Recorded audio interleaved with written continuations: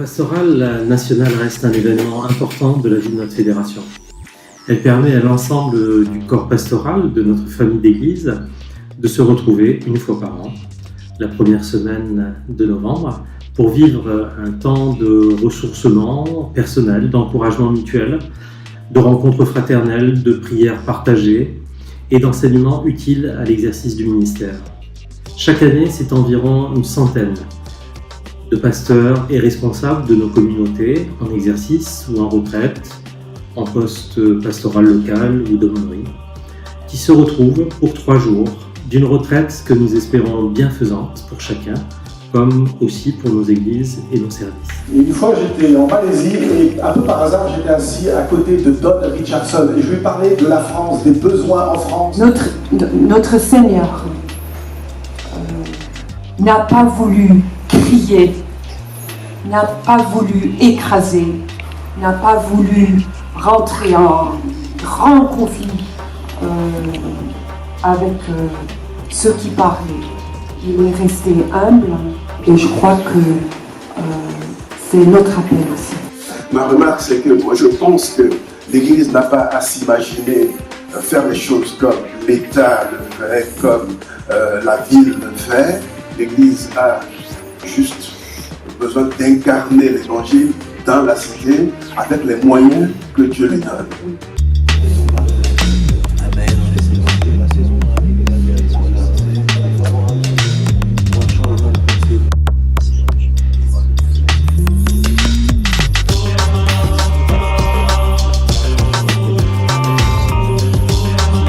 Je pense pour moi, la pastorale, la chose la plus importante, c'est la rencontre avec des collègues.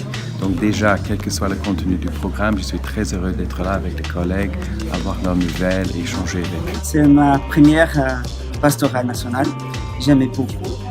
C'était vraiment enrichissant. La proximité de tous les collègues pasteurs de la fédération, ça me fait vraiment du bien. On a passé des bons moments ensemble, surtout dans la louange et dans la prière, et puis surtout les conversations qu'on a eues les uns avec les autres, donc c'était vraiment des moments forts. Ce que j'apprécie dans la pastorale, c'est bien sûr la communion fraternelle entre nous tous, et je pense que ces moments-là sont appréciés de l'ensemble de nos pasteurs qui ont besoin justement de ces moments-là, de communion fraternelle, de se poser un peu du rythme de la vie pastorale de chaque jour. On a commencé le premier soir avec une soirée de louange créative très longue et personnellement le Seigneur m'a parlé dans ce temps-là et c'est super d'avoir dans cette pastorale laissé un temps comme ça spirituel où on peut être ressourcé.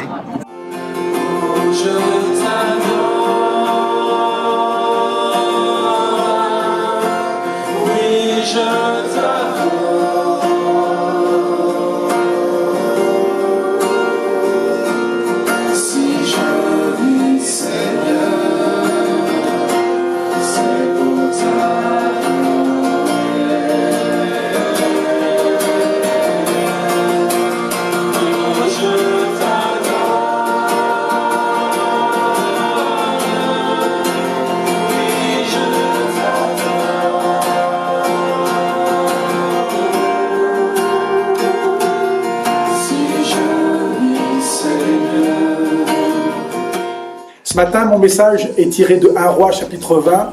Les officiers du roi de Syrie, nous dit la Bible, pensaient que le Dieu d'Israël n'habitait que sur la montagne, mais jamais dans la vallée. Ils se sont trompés, et parfois nous aussi on peut se tromper.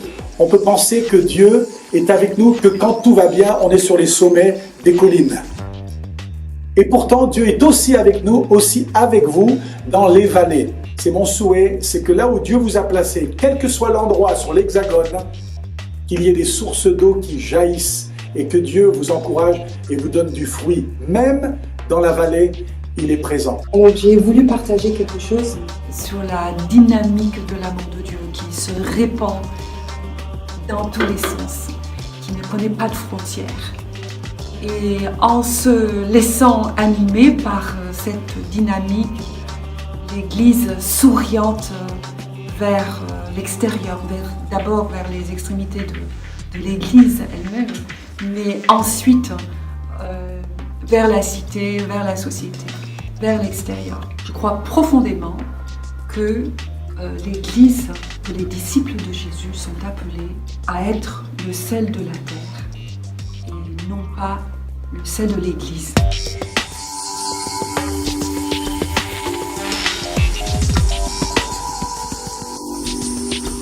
Et tu as des rêves. Si tu avais une église parfaite. Non, mais ça rigolez pas, ça peut exister. Ah bon? Non, ça... Ah bon? Non, mais réponds. Si tu avais une église parfaite qui te permette de vivre toutes les choses que tu souhaiterais mettre en place, comment tu le rêverais?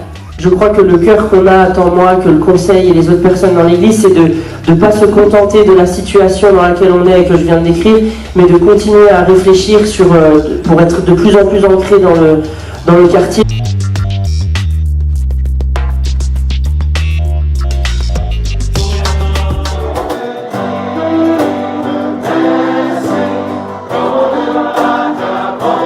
C'est le seul moment que j'ai vraiment de vie fédérative, c'est la pastorale nationale. Mon ministère m'envoyant très loin à l'autre bout de la planète lors des congrès, et c'est déjà rien qu'un plaisir de pouvoir se retrouver tous les ans. Alors ce que j'ai beaucoup apprécié à la pastorale, c'est les interventions de Marie.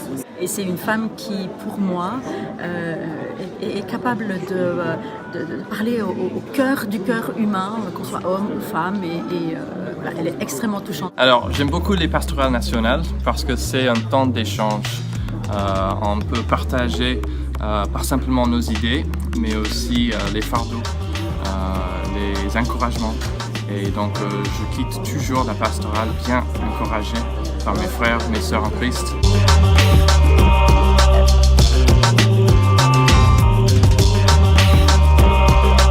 Pensant à cette rencontre, je ne peux m'empêcher de citer ici Saint Jean Chrysostome, père de l'Église du IVe siècle. Toute assemblée liturgique est une fête.